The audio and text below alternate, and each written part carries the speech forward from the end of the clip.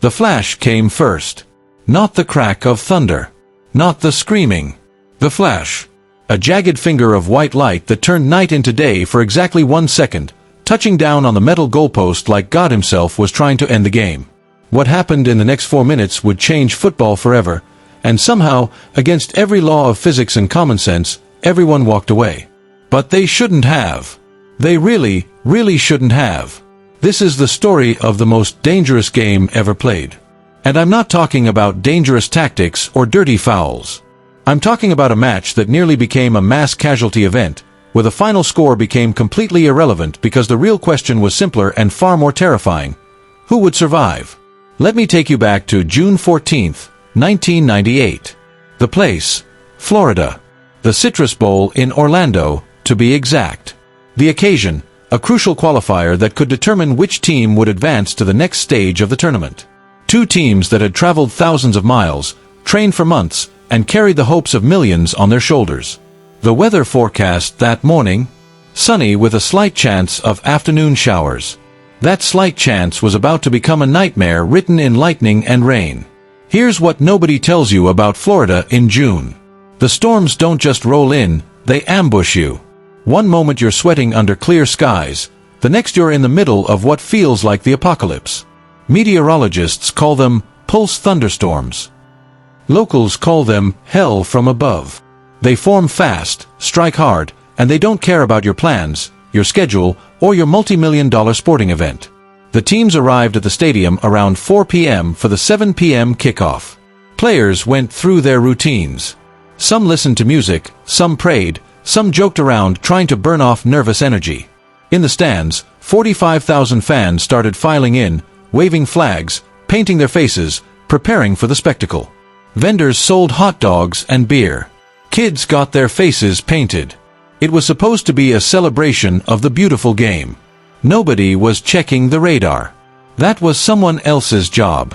In the weather center 12 miles away, a meteorologist named Sarah Chen was staring at her screen with growing concern. What she saw made her stomach drop. A supercell was forming to the west, and it was moving fast. Not just any storm, a rotating beast with lightning rates that were off the charts. She picked up the phone and called the Stadium Operations Center. "You need to delay this match," she told them. "This isn't a normal storm." But here's where the story gets complicated, where human ego and institutional pressure collide with natural forces that don't negotiate. The stadium operations manager, a man who'd worked there for 15 years and had seen 100 storms, looked outside at the still clear sky and made a decision that would haunt him for the rest of his life. "We've got time," he said. "Let's get the game started. We can pause if we need to." If we need to. Those 4 words. That false confidence. That belief that humans can control everything if we just plan well enough. Nature was about to teach everyone in that stadium a lesson in humility. The match kicked off right on schedule at 7 p.m. The sky to the west was darker now, an ominous gray-green color that anyone who's lived through a serious storm would recognize instantly. But under the stadium lights, on the bright green pitch, it was easy to ignore. Easy to pretend everything was fine. The crowd roared. The players sprinted. The ball moved from foot to foot with that hypnotic rhythm that makes football the world's most popular sport. 15 minutes in, the first drops of rain started to fall. Not a drizzle. Heavy drops that smacked against skin like tiny stones. The wind picked up, that hot, wet wind that smells like electricity and danger. Players started glancing at the sky. Some of the fans in the upper decks began to leave, that primal instinct kicking in that says, "Get to shelter." But most stayed. The game was tied 0-0. The next goal could be decisive. Just a little longer. Just a few more minutes.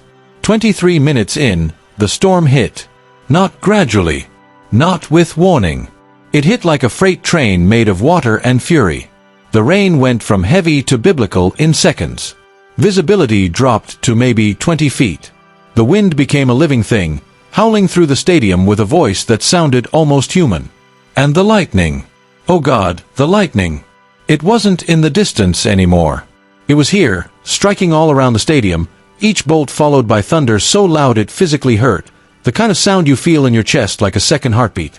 The referee stopped the game. Finally. He blew his whistle 3 times, the international signal for emergency suspension. Players started running for the tunnel.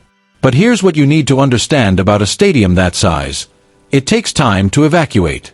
The tunnel was narrow. 44 players, coaching staff, medical personnel, all trying to funnel through a space designed for orderly exit, not panicked flight. In the stands, security personnel were shouting at fans to get down, to move away from the metal railings, to get inside. But in the chaos and the noise and the blinding rain, coordination was impossible. That's when it happened. Lightning doesn't follow rules. It doesn't care about safety protocols or evacuation plans. It finds the path of least resistance, and that night, one of those paths led directly to the stadium. The bolt hit the southern goalpost, the one made of aluminum that stood 24 feet tall like a perfect lightning rod. The electrical discharge was estimated later at around 300 million volts. The sound was beyond thunder. It was a physical shockwave that knocked people off their feet. Marco Rodriguez, the goalkeeper who had been standing near that goal just 30 seconds earlier, was now in the tunnel.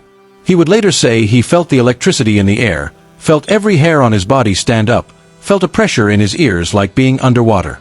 If he'd been 2 seconds slower, if the referee had hesitated even a moment more, Marco would have been killed instantly.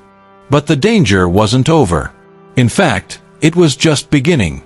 Because electrical current doesn't just disappear. It spreads. The charge traveled through the metal structure of the stadium, through the railings, through the sound system, through every conductive surface. In section 214, a man who'd been holding onto a metal railing felt a shock that threw him backward. He was lucky. It could have been so much worse.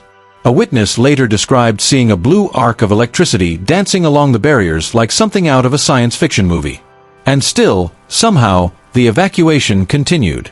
Emergency personnel, many of them volunteers, many of them probably terrified out of their minds, kept directing people to safety. Players huddled in the locker rooms, some praying, some crying, some just sitting in stunned silence. The coaching staff tried to maintain order, but what order can you keep when nature is actively trying to kill everyone around you? The storm raged for another hour. Lightning struck the stadium 3 more times. Each time, the entire structure shook. Each time, everyone inside wondered if this would be the hit that brought it all down. Metal groaned. Water poured through seams that were never meant to handle this kind of deluge. Sections of the stadium lost power, plunging thousands into darkness punctuated only by the strobing flashes of lightning. And then, as suddenly as it began, it ended. The rain slowed. The wind died down. The lightning moved east, off toward the Atlantic Ocean, looking for new targets. When people finally began to emerge from the tunnels and concourses, they stepped out into a different world. The field was flooded, ankle-deep water covering the grass. Debris everywhere. One of the goalposts was blackened and bent. The smell of ozone hung thick in the air, that sharp metallic scent that comes after lightning strikes. A miracle had occurred, though nobody would use that word for days, not until the shock wore off and the reality sank in. Out of 45,000 people in the stadium, there were only minor injuries. Some shock victims. Some people hurt in the rush to evacuate. But no deaths. No life-threatening injuries. In a situation that had all the ingredients for mass tragedy, everyone survived. The match, obviously, was postponed. It would be replayed 2 days later at a different stadium under clear skies, and the final score would be 2-1 in a game that somehow felt completely unimportant. The players who took the field that second time were different men. They played carefully, almost respectfully, as if they'd been reminded that football is just a game, and life is something far more precious and far more fragile. In the aftermath, investigations were launched. How did officials allow the game to start with a storm approaching? Why wasn't it called sooner? The stadium operations manager resigned. New protocols were implemented across the entire league. Now, if lightning is detected within 8 miles of a stadium, games must be delayed. If thunder is heard, everyone must shelter for at least 30 minutes after the last rumble. These rules exist because of what almost happened that night in Orlando. Sarah Chen, the meteorologist who tried to warn them, gave an interview years later. The scariest part, she said, wasn't the storm itself. Weather happens. What scared me was how close we came to normalizing danger. Everyone wanted the game to continue because stopping felt like failure. But sometimes stopping, sometimes retreat, sometimes saying, "Not today," is the bravest and smartest thing you can do. The players rarely talk about it. Marco Rodriguez, the goalkeeper who nearly became a statistic, has only mentioned it in a handful of interviews. "I saw the flash behind me," he said once. "Even through the rain, even with my back turned, I saw it. And I knew how close I'd come." I played 6 more years professionally after that night, but every time there was thunder in the distance, I'd remember. I'd remember that we're not in control. Not really. The stadium itself bears a mark. If you visit the Citrus Bowl today and you know where to look, you can still see the scorching on the goalpost. They never fully repaired it. Some say it's a reminder. Others say it's a scar. Maybe it's both. This story isn't really about football. It's about the thin line between spectacle and catastrophe. It's about how easily normalcy can become nightmare. It's about the luck, the timing, the series of small decisions and circumstances that mean the difference between walking away and never walking again. Every player who was on that field, every fan who was in those stands, they all have a story from that night. Most of them don't tell it often. It's too big, too strange, too close to something dark. But on certain June evenings, when the sky turns that particular shade of gray-green and the wind starts to smell like lightning, they remember. They remember the night football almost became something else entirely. The night the game turned into a fight for survival. The night they learned that some things matter more than winning. And they remember how lucky they were. How impossibly, statistically, miraculously lucky.